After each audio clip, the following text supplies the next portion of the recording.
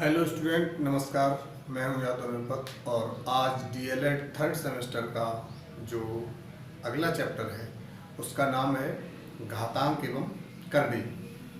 ये बहुत ही इम्पोर्टेंट अध्याय है और ये किसी भी कंपटीशंस में इससे क्वेश्चन जरूर मिलते हैं।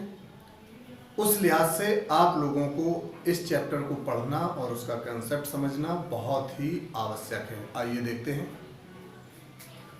घातांक एवं करड़ी। तो घातांक के नियम क्या है? घातांक के नियम देखेंगे। नंबर 1 है a पे घात m गुणा a पे घात m बराबर a पे घात m प्लस m। अर्थात हमें सबसे पहले क्या देखना होता है स्टूडेंट्स? आधार हमें देखने होंगे। यदि आधार बराबर है, आधार क्या होता है? जिस पे हम खड़े हैं वो आधार है ना। अर्थात जिस पे घात लगी है, जिस अक्षर पे घात लगी हुई है, जिस डिजिट पे घात लगी हुई है वो उसका आधार होगा और जो ऊपर लगा है अंश में वो घातांक होगा। तो अब हमें इसमें देखना क्या है कि यदि आधार बराबर है, दो डिजिट यदि आपस में गुणा कर रहे हैं, दो अक्षरों का आपस में गुणन हो रहा है, यदि उनके आधार बराबर है तो फिर घातों का योग हो जाता है। यदि आधार बराबर है तो भाग में है संख्या तो घातें घट जाती हैं, यानी बड़ी से छोटी घट जाएगी। लेकिन उसमें ये रहेगा कि आप ऊपर वाले अंश में ले जा रहे हैं घात को या हर में ला रहे हैं। चाहे अंश से हर वाले अक्षर पे लाएंगे घात तो भी घटेगी, या हर वाले से अंश पे ले जाएंगे घात तो भी घटेगी, और घटेगी हमेशा बड़ी से ही। तो आप जानते हैं वो माइनस में बचता है प्लस में, वो तो सवाल पर डिपेंड करेगा। अब हम देख रहे हैं स्टूडेंट, आधार एक ही होना चाहिए तभी गुणा में घातें जुड़ेंगी, भाग में घातें घटेंगी, और यदि घात के ऊपर घात है तो घातों घातों का गुणा हो जाता है स्टूडेंट। ये आप लोग बहुत ध्यान से क्लियरली एकदम समझ लीजिए। तो देखिए a पे घात m गुणा a पे घात n बराबर a पे घात m प्लस n।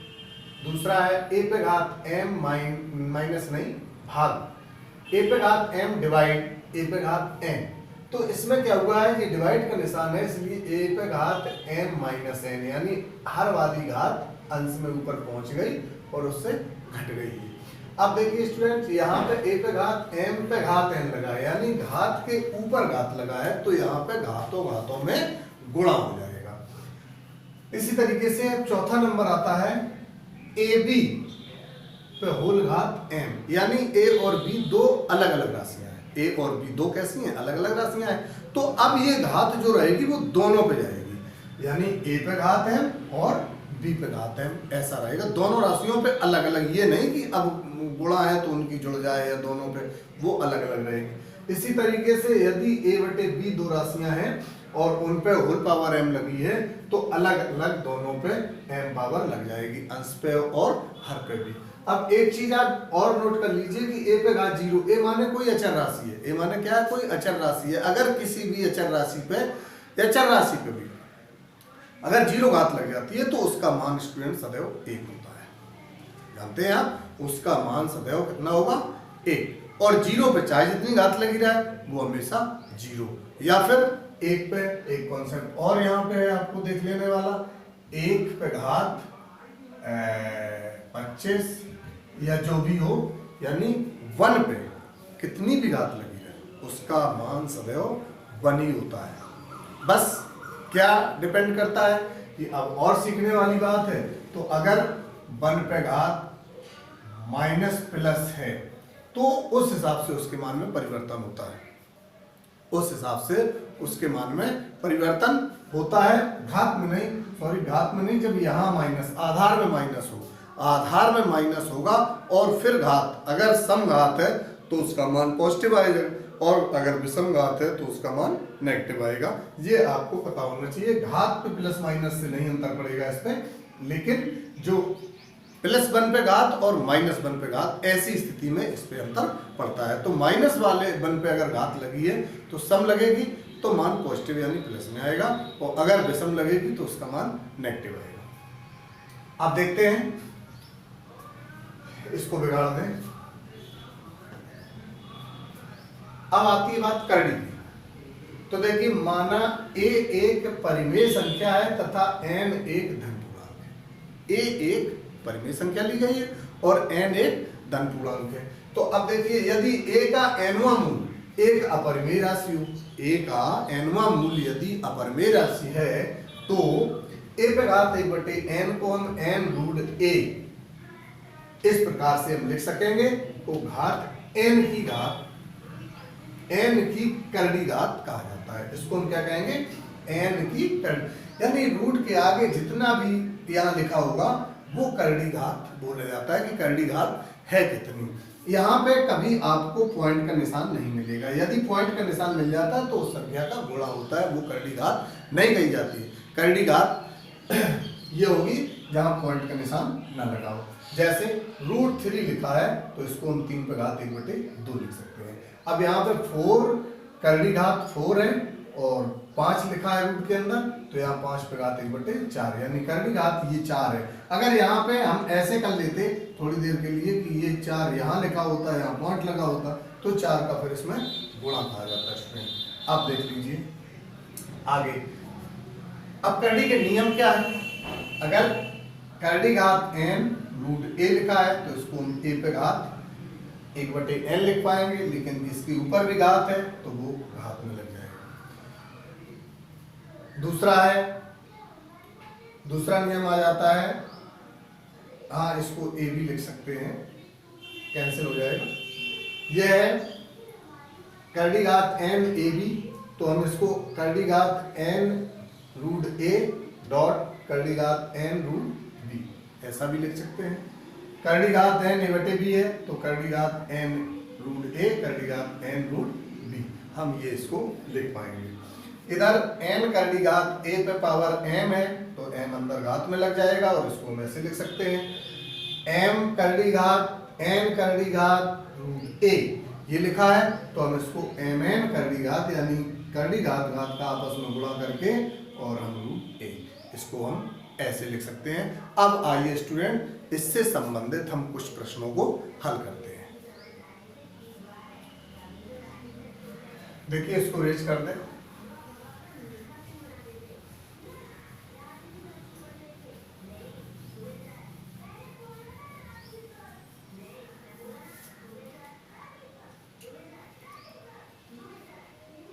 देखिए पहली प्रॉब्लम इससे संबंधित क्या है, 2 पे पावर 3x प्लस 1 बराबर 1 to 8। अब इसको हमें कैसे हल करना है। हमेशा देखिए जो आधार दिया हो, आधार पे कोई चर राशि घात लगी है उसकी हमें वैल्यू निकालना है, तो हमें क्या करना पड़ता है, जितना आधार है उसी आधार को आधार मान के दूसरी तरफ घातांक के रूप में उसको हमें बदल लेना चाहिए स्टूडेंट। तो अब देख लीजिए हम 2 पे घात 3x प्लस 1 इसको हम 2 पे घात 7 लिख सकते हैं, 2 पे घात 7 लिख सकते हैं। अगर आप गुणा करेंगे 2 दूनी 4 दूनी 8 दूनी 16 दूनी 32 दूनी 64 दूनी 128 7 बार गुणा होगा। तो अब हम देखते हैं जब दोनों ओर आधार बराबर है, आधार बराबर है यानी 2 आधार है, 2 इस तरफ भी आधार है और 2 इस तरफ भी आधार है, तो फिर हम क्या कर देंगे, तो घातों की तुलना करने पर अब हम घातों की तुलना कर देंगे। घातों की तुलना यानी अगर आधार बराबर है तो घातें भी बराबर होंगी, तो क्या हो जाएगा 3x प्लस 1 बराबर 7, 3x बराबर 7 माइनस 1, 3x बराबर 6, तो x बराबर 2। तो देखिए स्टूडेंट x की वैल्यू 2 आ गई। हमें ऐसा प्रश्न दिया गया था कि हमें x का मान निकालना था, सो हमने निकाल दिया। जितना आधार इस तरफ था उतना ये आधार हम इस तरफ बना लेंगे। अब देखते हैं अगली प्रॉब्लम क्या है। अगली प्रॉब्लम देखो बिल्कुल संबंधित है, 128 पे घात 3/7, 128 पे घात 3/7। अब हमें ये देखना होगा कि 3/7 है यानी बटे के रूप में है, तो यहाँ पे हम इसको ऐसी कोई संख्या में क्या कन्वर्ट कर सकते हैं जिसमें घात के रूप में 7 आ जाए। तो अभी हमने देखो 128 को लिखा था 2 पे घात 7, तो हम इसको 2 पे घात 7 और पूरे पे घात 3/7। अब एक नियम हमने बताया था उसके पहले कि यदि घात के ऊपर घात लगी हो, हमने ये नियम बताया था आप लोगों को, a पे घात m पे घात n, घात के ऊपर घात लगी हो तो घातों घातों का गुणा हो जाता है। तो यहाँ भी घातों घातों का गुणा हो जाएगा, 2 पे घात 7 गुणे 3/7 से 7 कैंसिल हो जाएगा। तो देखिए स्टूडेंट 2 पे घात 3 बराबर कितना हो जाएगा 8।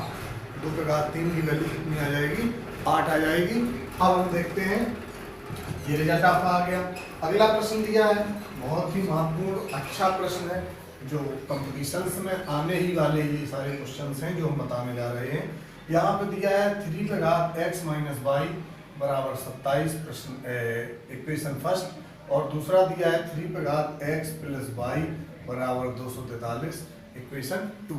अब हमें क्या करना है, हमें 3 पे घातें लगी दोनों में, तो 3 के घात के रूप में ही हमें बना लेना है। तो अब यहाँ पे हम दोनों को क्या कर दें, अगर चाहो तो दोनों का गुणा कर सकते हैं, दोनों का गुणा करने पर समीकरण 1 व 2 का आपस में गुणा करने पर, यदि हम आपस में गुणा कर देंगे तो 3 पे घात x माइनस वाई गुणा 3 पे घात x प्लस वाई बराबर 27 गुणा 243 ऐसा बन जाएगा। अब देखिए अभी हमने एक सूत्र बताया था कि a पे घात m गुणा a पे घात n, पहले ही सूत्र था घातांक का a पे घात m प्लस n, तो यानी यहाँ भी 3 पे घात है और यहाँ पे 3 पे घात है, तो दोनों की घातों ऐड हो जाएंगी।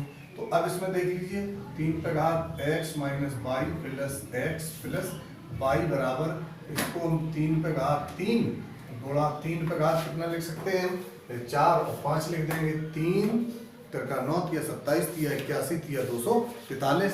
तो अब ये हो जाएगा 3 पे घात 5, तो ये कैंसिल हो जाएंगे। तो 3 पे घात कितना आया 2x, यहाँ पे 3 पे घात कितना आ गया 8, 3 पे घात स्टूडेंट 8 आ गया। तो हम क्या करते हैं घातों की तुलना से, घातों की जब हम तुलना कर देंगे तो क्या आ जाएगा 2x बराबर 8, तो x बराबर हो जाएगा आपका 4, तो x की वैल्यू आपकी 4 आ गई। अब हम इसी को अगर हम घटा दें, इसी को हम क्या कर दें, इसी को यदि हम घटा देते हैं, क्या कर दें, अभी हमने इनका गुणा कर दिया था, अब हम भाग दे दें।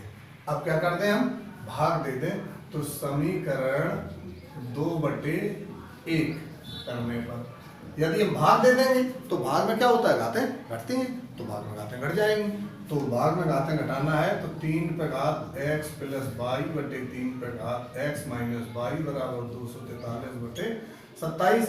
तो भाग में घातें घटती हैं, हमने सूत्र बताया था a पे घात m, a पे घात m, a पे घात m माइनस m, तो क्या हो जाएगा 3 पे घात x plus Y minus x plus Y बराबर 27 से ये हम काट सकते हैं, और 3 से काट दो, 3 नमा 27, 3 8 24, 3 एकम 2 नमा 81, तो कुल मिला के यहाँ पे कितना आ गया 9, x से x कैंसिल हो जाएगा, 3 पे घात 2 बराबर इधर कितना हो जाएगा 3 पे घात 2y बराबर 3 पे घात 2 या 2y बराबर 2, तो y बराबर 1।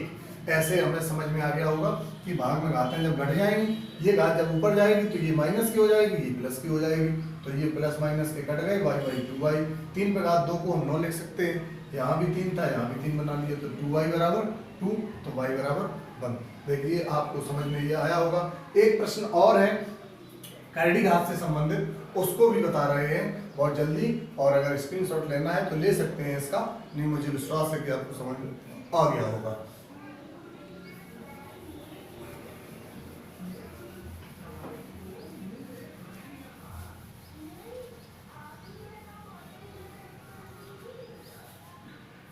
कैरेडी वाला प्रश्न है, प्रश्न नंबर 4 है, इधर √2 लिखा है, इधर कैरेडी घात 3 और √4 लिखा है, यहाँ कैरेडी घात 6 रूट के अंदर 6 लिखा, कैरेडी घात 4। तो ऐसी स्थिति में हमें क्या करना होता है, सबसे पहले हम इन पे हमेशा जब रूट अकेला लगा हो तो वहां पे हम 2 मानते हैं, यहाँ जैसे 3 है यहाँ 4 है, तो यहाँ कितना माना जाएगा 2। अब हमें क्या करना होगा 2, 3 और 4 का हम क्या लेंगे एलसीएम, तो इनका एलसीएम कितना हो जाएगा 12 एलसीएम हो जाएगा। अब हम क्या करेंगे, 2 का भाग 12 में देंगे तो कितनी बार जाएगा, 6 बार।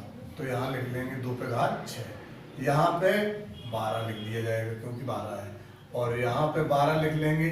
अब 3 का भाग देंगे 4 बार जाएगा तो 4 पे घात 4। अब इसमें 12 लिख लेंगे, 6 पे घात कितना हो जाएगा, 4 3 12 3। अब इनको हल कर देंगे तो ये आ जाएगा आपका 64, ये आ जाएगा आपका 4 चौको 16 चौको 64 चौको 256, और ये आ जाएगा आपका 216। अब अगर आपसे ये पूछा जाता है कि इसमें कौन बड़ा और कौन छोटा है या इनका क्रमानुसार इन्हें लिखें, तो हम लिख सकते हैं सबसे छोटी संख्या इसमें हमें कौन दिख रही है, ये। तो हम यहाँ पे ऐसे लिख देंगे 12 is less than 12 is less than 12। अब इनका जो हमें प्रश्न में तो ये दिया नहीं रहेगा, प्रश्न तो यही दिया है, तो हम कैसे लिखेंगे, किसका मान सबसे छोटा आया है, इसका। तो हम ऐसे लिख सकते हैं लेस देन, फिर इसका, फिर इसका। तो हम इसको क्या है, ये आरोही क्रम है, आरोही क्रम। तो आपको समझ में आ रहा होगा, इनमें कुछ नहीं है करड़ी घात वाले में, केवल आपको करड़ी घातों का एलसीएम लेना है। जो एलसीएम आए प्रत्येक का भाग देते जाएं और अंदर